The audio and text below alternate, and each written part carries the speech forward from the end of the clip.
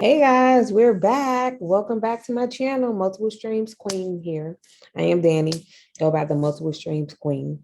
If you are new to my channel, make sure you subscribe. If you know anybody that wants to get into Airbnb or short-term rental, have them subscribe to my channel. I'll be talking about my story. I'll be talking about how to actually get in the business. And if you are new here, you probably don't know, but I made a promise to my followers and my subscribers that once I got 1,000 subscribers, I would create a free course. I went back and forth about how I would put that course out, and I thought it was just easy since you're already here on YouTube that I just put it on YouTube. Right. So many people want to get into Airbnb and they get a lot of conflicting information. And so I decided let me just put out a course, right? The information is out there. You don't know whose course to buy. You don't know who's telling you the real or who's not telling you the real. So I decided that I'll put my course together and put it out there for free. Here we are. So the first video I did was about mindset training and figuring out your why, right? You want to start a business because this is a business. This is just not a side hustle. This is not passive income. You're starting a business. And so right now I want to kind of talk to you about break down a few definitions that you may not be familiar with and kind of tell you what they mean. So while we're getting started, right? So the first one I want to talk about is subletting. But before I start there, let me just tell you what the model that I'll be teaching you is called rental arbitrage. Okay. You may hear different things from different people about how they start the business. I want to tell you the way that I do it. I won't say that there is a right or a wrong way, to each their own, but the way that I do it, because this is my business, is rental arbitrage, right? Less liability for you as a person when you're getting it in your personal name and trying to start or operate a business, way less liability. So I want to talk to you about like what that actually means. Rental arbitrage is commonly confused with subletting. And don't get me wrong, they're very similar in the nature of kind of what it means. But I'll kind of break down what that means in layman terms. Subletting. So say I go get an apartment, me, Danny, I go and I see a property. I want to rent it. I do the application. I get approved. Danny is approved for the apartment. But somewhere along the line, I'm like, I want to move in with my boyfriend. And so I decide I, I can't break the lease because I got a 12-month lease. Well, I'm just going to re-rent it to someone else. I don't necessarily have to charge them more, but they can just pay the rent. I move out. I move in with my boyfriend. They move into the apartment. They got an apartment. They paying the rent. I'm paying the property. No harm, no foul, right?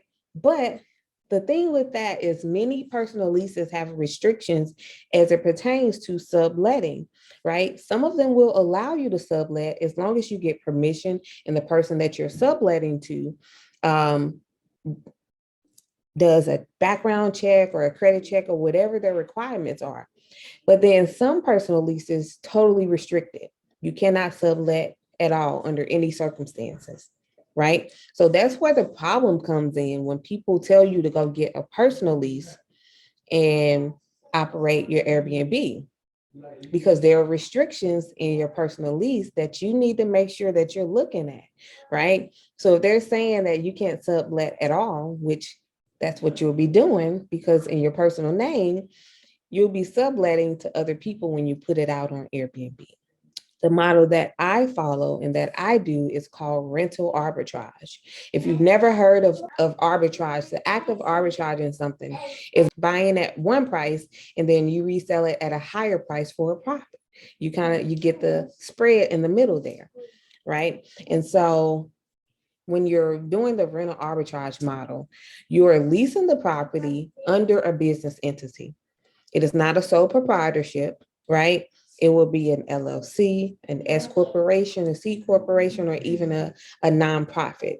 Those are the business entities that you can use for your business, and your business, whatever that entity is, will lease the property under a corporate lease the property, get permission to list it on public platforms or third-party platforms like Airbnb, VRBO, Booking.com. Then you get guests, they book with you, they come, they pay you to stay, right? And the goal is for you to make a profit so you can pay your rent and your expenses, and then you get to keep the profit, right? So that is the act of rental arbitrage. Your business entity completing and filling out a corporate application, getting approved, you getting some type of permission for you to operate your business, for you to actually list on third-party websites like Airbnb, welcoming guests, they paying you, and you keep the spread in the middle, which is your profit. So that is what I will be teaching. It's rental arbitrage. I will put I will put the definitions in the description down below. Right. And you're probably like, what is a corporate lease? Essentially the same thing as a residential lease. But again, a regular personal residential lease is me, Danny, filling out a residential lease application. And then a corporate application or a corporate lease is your business filling out that corporate application, your business entity filling out an application, getting approved, and what you would then sign is a corporate lease. Your business is signing that lease, right? But you have to pay special attention, read your lease. So many people, so often they are just like in such a rush and they're just signing, and not really reading what the leases say. Unfortunately, Airbnb has gotten this bad stigma. And so now a lot of properties have changed their lease to include addendums that strictly prohibit Airbnb or any third-party booking sites. So you got to really read your lease. But that comes into play: communication, transparency, honesty, right? Telling people what you're doing, telling them what your business is, because you shouldn't even get to that point where you're signing a lease and you're having to look through it because you weren't honest. Just because a apartment complex accepts corporate leases or allows corporations or businesses to apply for apartments does not mean that you can get the lease and put it on Airbnb. That's not what that means. You have to get permission. You need to tell people and talk to them about what it is that you're doing, right? Because the last thing you want is to get evicted or to have a lease violation and to be threatened with eviction. That's the last thing you want, right, in your business, right? But essentially, a corporate lease is your business signing that lease for that apartment, okay? And so often you hear people say, oh, you just need a corporate lease, call the apartment and see if they do corporate leasing. If they say yes, do the application, you get approved, and you can start your Airbnb business. When that is not true. That is not the case. Just because they accept corporate leasing does not mean that they accept the Airbnb business model. I know it's scary, you're going and you're trying to ask these questions, but you need to be upfront. You need to be upfront about what it is that you're doing. Honesty and transparency can go a very, very long way. I hear so many naysayers that say, oh no, apartments are shying away from Airbnb. They're not allowing you to do Airbnb. They can change their policy at any time, which some of that is true, but there are literally thousands of apartment complexes. There's thousands of real estate out here where 10 people told you no, one person is going to say yes. But again, I say this all the time and I'm going to say it again. You have to pose yourself as a business. You have to pose yourself as a solution. What are the objections to Airbnb?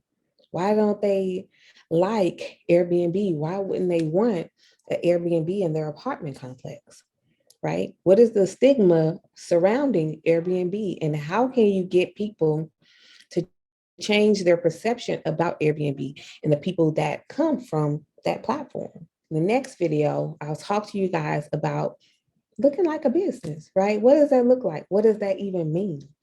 And again, I will break down definitions that may not be common to everyone. And again, I'll put them in the descriptions with the definition so everyone knows. But just in this video, we kind of broke down what subletting is versus what rental arbitrage is. I will be teaching you the rental arbitrage method. And the rental arbitrage method is essentially your business entity leasing an apartment to operate your business. But as I tell people, you have to be honest, be transparent. People will be, and they are willing to work with you.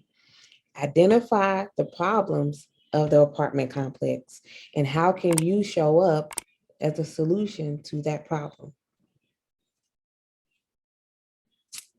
I don't want to make these videos too long, so I'm going to cut this off here. The next video, we'll talk about what looking like a business means. What does that look like? What does that mean?